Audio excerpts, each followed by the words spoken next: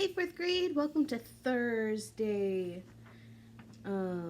Believe it or not, nobody pranked me yesterday. I think I'm okay with it, but whatever. So, let's talk Thursday. Thursday, you should be finishing up or done with your current book section for your book club. You also have a discussion question in Google Classroom. For writing, today is your second day of editing. Yesterday, hopefully, you were able to self-edit or write about your own work. And today, you should be asking somebody at home to edit it with you as well. It creates a really good conversation of this is what I see, this is what you see, and putting it together for your best work. In math, you're doing practice 14.8. Social studies, you are continuing with for, that would be the products and natural resources section. And then, as always, you should be checking your PowerSchool for any announcements and assignments from your specials teachers. Okay. So yesterday, Maniac found his address. He's been homeless pretty much this whole time, on the street or living at the zoo. But he looked out of the Beale house and found his address. And now that he's a member, in a way, of the Beale household, everything seems to be going really well. So we'll have to see if it stays that way for Maniac. So,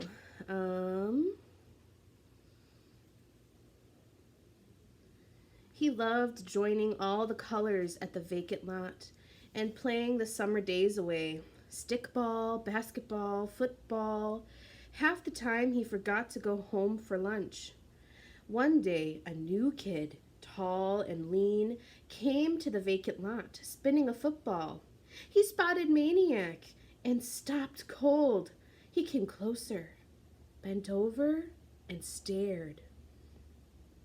Then he broke open a billboard grin and called out, "Hey, everybody! 'Member I said about a little dude snatching the pass off of me in gym class? Here he is! Here is this dude!" This, of course, was hands down. The first thing Hands did when they chose upsides was to pick Maniac for his team. "You crazy, Hands," a high schooler laughed. "He's just a runt. His peach fuzz ain't even come in yet." Everybody laughed. Peach fuzz. So they're talking about boys. And remember, Hands Down and his friends, those are high schooler kids. They're big kids, bigger than us in fourth grade. And as you get older, especially for guys, they get a lot of hair on their face. That's peach fuzz. And so Maniac, he's like 12, I believe. And so he doesn't quite have that facial hair yet. Hands took him anyway and played quarterback and threw passes to Maniac all day long. They huddled and scratched their plays in the dirt, down to the tin can and break for the goal. Stop and go at the rock, curl around the junked tire. If Hands' pass was anywhere near Maniac, if Maniac could get at least 2 fingertips on it, the ball was caught. The high schoolers and junior hires went crazy trying to stop him. Nobody kept official records that day. But legend has it that by the time Amanda Beals showed up and called, "Jeffrey, dinner!" Maniac had scored 49 touchdowns.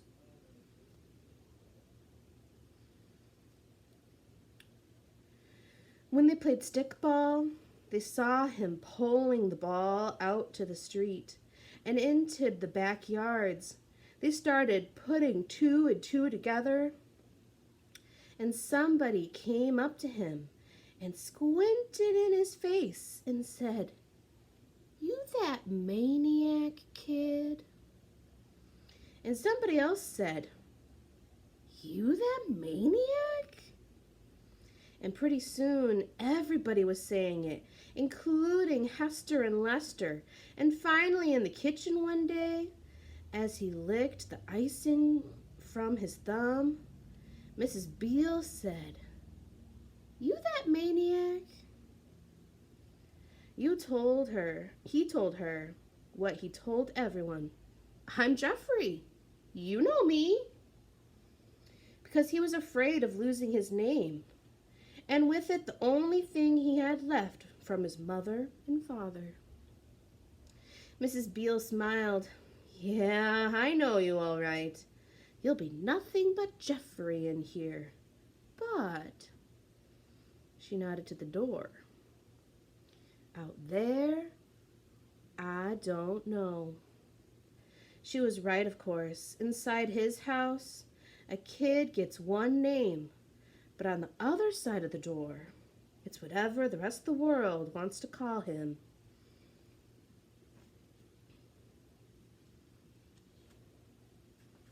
Do you remember the reason why his name, Jeffrey, is the last thing his parents have for him?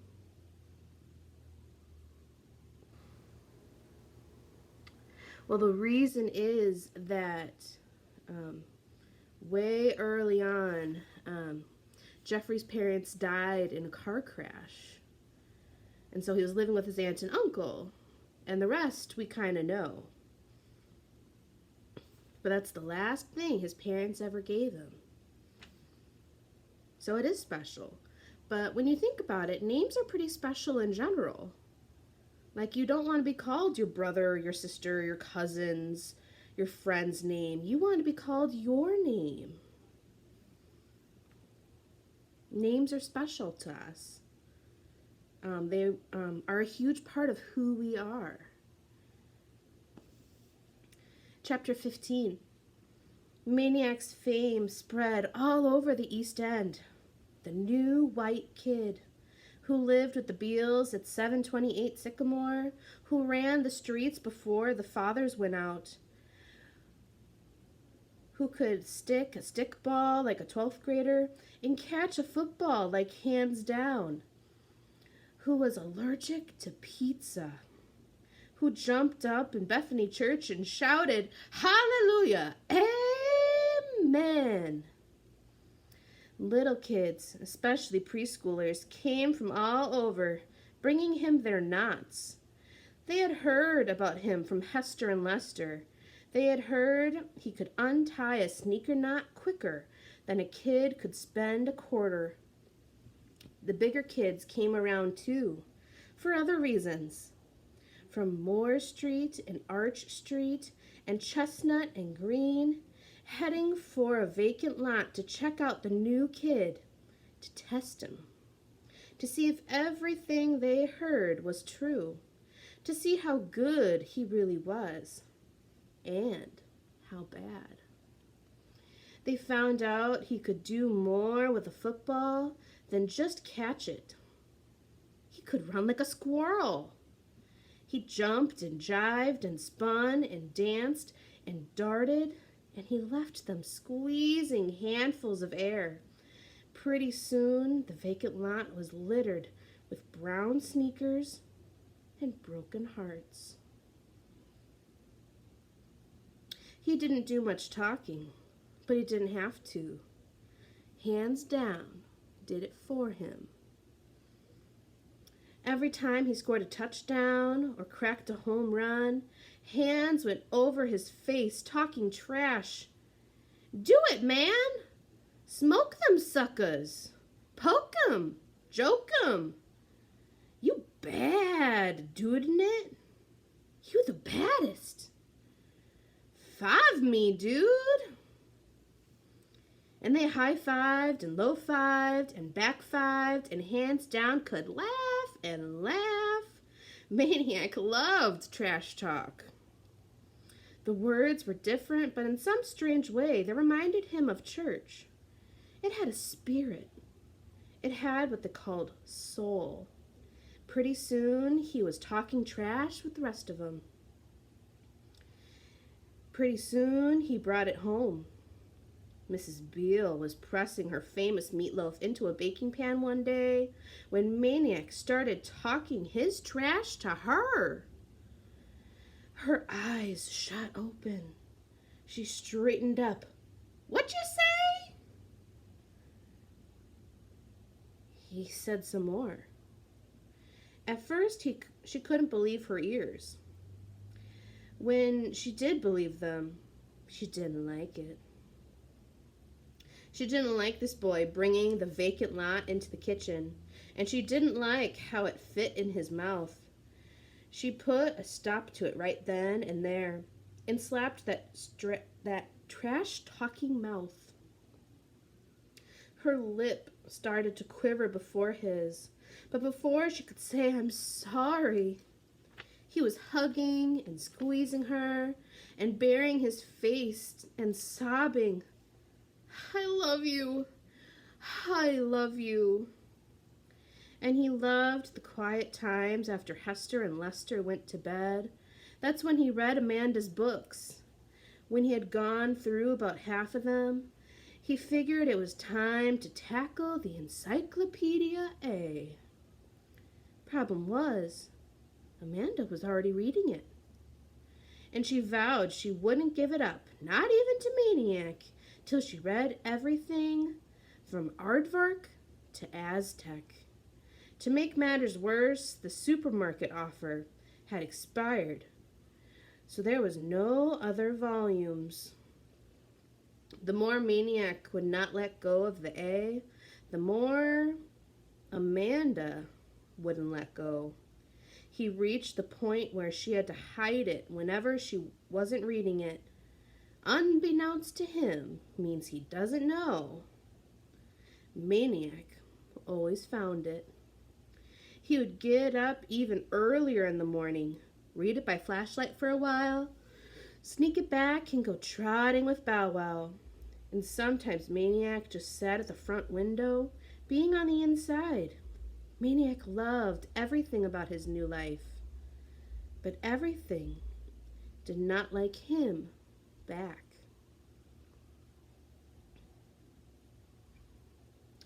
Do you know what an encyclopedia is? So an encyclopedia is kind of like a dictionary in a way. And generally encyclopedias are whole books or volumes with only one letter dedicated to that volume or book.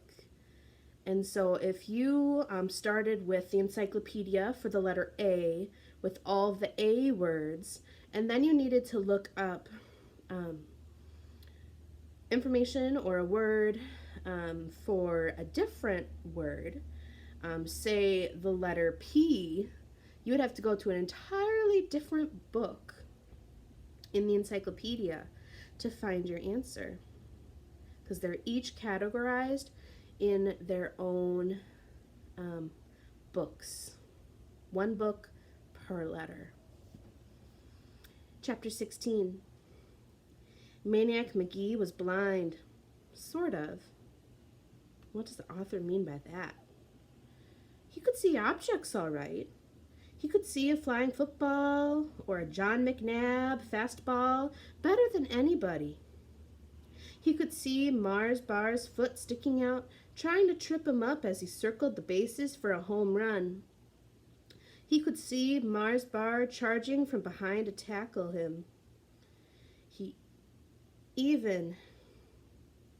even when he didn't have the football. He could see Mars Bar biking, veering for a nearby puddle to splash on him.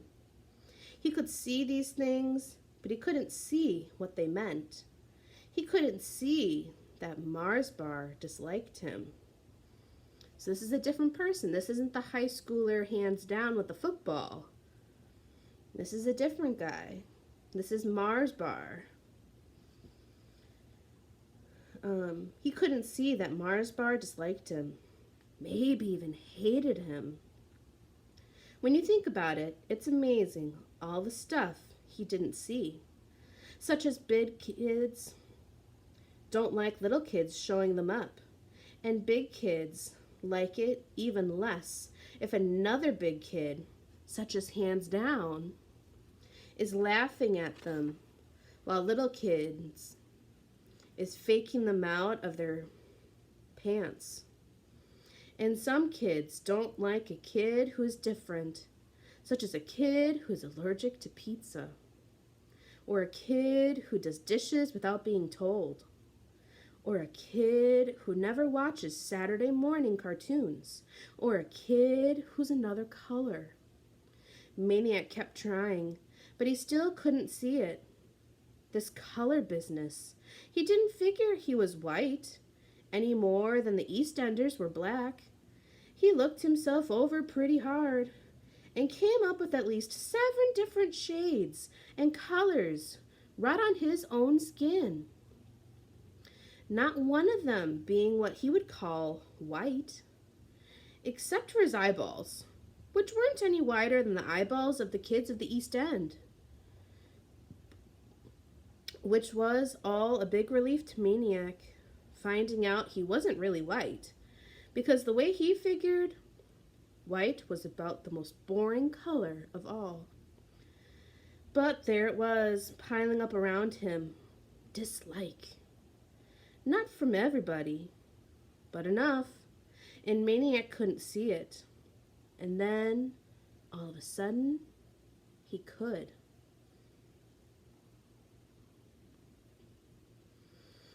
Alrighty, we'll pause there.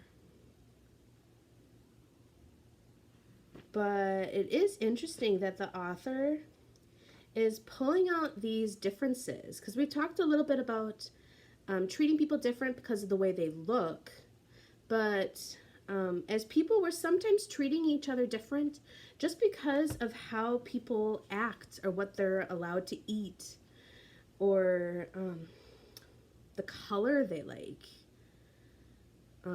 their favorite color. That's really interesting.